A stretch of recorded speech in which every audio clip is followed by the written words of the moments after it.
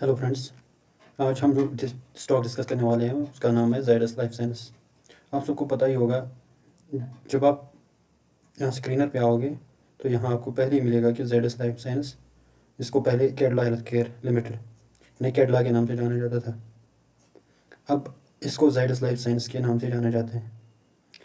इस कंपनी में मुझे क्या दिखा वो मैं आपको बताऊँगा, आपसे शेयर करूँगा। कोई बाइस रिकमेंडेशन नहीं है, बस अपनी नॉलेज शेयर करूँगा ताकि आप भी सीखोगे कि कैसे मैं अपनी एनालिसिस करता हूँ।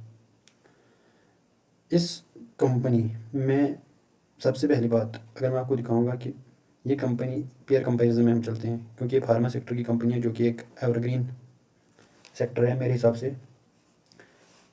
जब उसको अपनी ही दूसरे स्टॉक्स के साथ हम कंपेयर करते हैं, पीई में ये थर्ड रैंक पे है।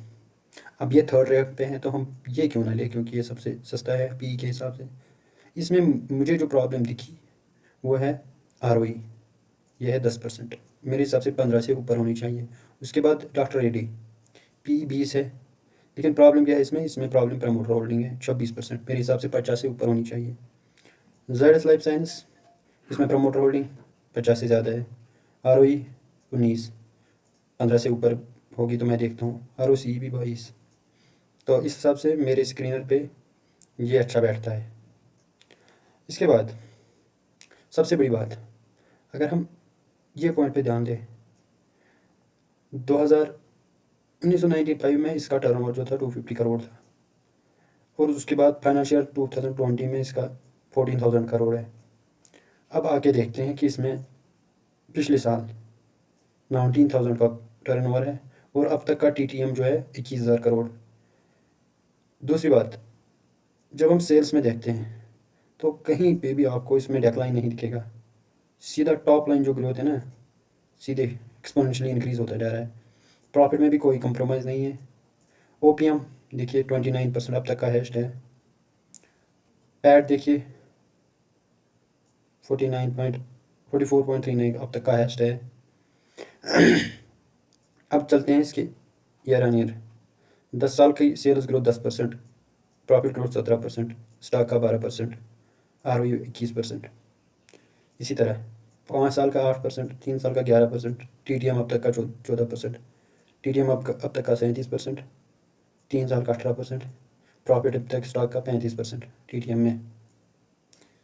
इससे एक और चीज़ जो मैं यहाँ पे बताऊँगा, पहले पी तो हमने देखा ही है 22.9, जो पहले इंडस्ट्री भी 32.2 है। पैक रेशो भी बहुत ही बढ़िया है इसका। और अगर हम यहाँ पे जो आ रही है हमने देखा इंट्रिंसिक वैल्यू, ये छोड़िए, यहाँ पे करंट रेशो 2.27। ये दो चीज़ें अगर आप ध्यान दोगे ना, ये बस यहाँ पे आपको लर्निंग मिल जाएगी कि क्यों हम ये देखते हैं। अब देखते हैं स्टॉक ने परफॉर्म कैसे किया। पिछले मैक्सिमम देखते हैं। स्टॉक जब स्टार्ट हुआ 2005 में 28 रुपये के पास ट्रेड कर रहा था। अब ये नियर अबाउट 1994, नियर अबाउट इसने 90 टाइम्स रिटर्न दिया है। लेकिन यहाँ जो हमने देखा पहले 250 करोड़, उसके बाद 1400 करोड़, और अब 2100 करोड़। अगर आप कैलकुलेट करोगे तो नियर अबाउट मेरे हिसाब से 900 टाइम्स ग्रोथ हुई है इसकी।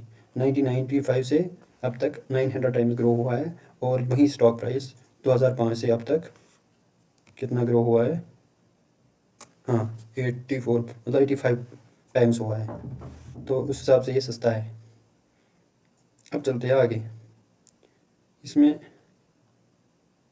देखिए रिजर्व इनके पास कितने ज़्यादा भरे पड़े हैं, लाइबिलिटीज़ बहुत कम है, और कैश फ्रॉम ऑपरेटिंग एक्टिविटीज़ जो मेन धंधा है वहाँ से पैसा आ रहा है। यहाँ देखिए डेटा डे भी बहुत ही कम है, 100 से कम तो ठीक ही माना जाता है। प्रमोटर्स ने अपनी कोई भी होल्डिंग नहीं घटाई है, आप देख सकते हैं। और एफ आई आई अब तक के मैक्सिमम होल्डिंग पे बैठे हुए हैं। डी आई आई भी 10% बनाए रखे हैं, पहले 12 थी अब 10 है। और रिटेलर तो भाग चुके हैं, पहले 8 थे 2017 में, अब 6% रह गए।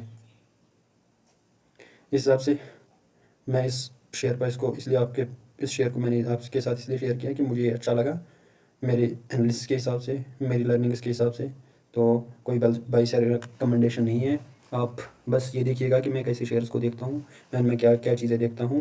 पहले हमने यहाँ पे देखा कि कंपनी में क्या क्या चीज़ें थी। एक और चीज़ मैं आपको जो इसमें क्वालिटेटिव एनालिसिस में जो मैं देखता हूँ वो है कि कंपनी ज़्यादा यूएस बेस्ड है।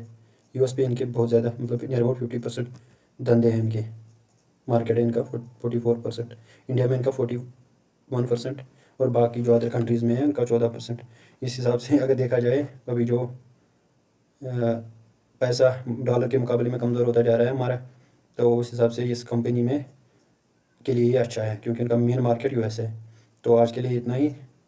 थैंक्स।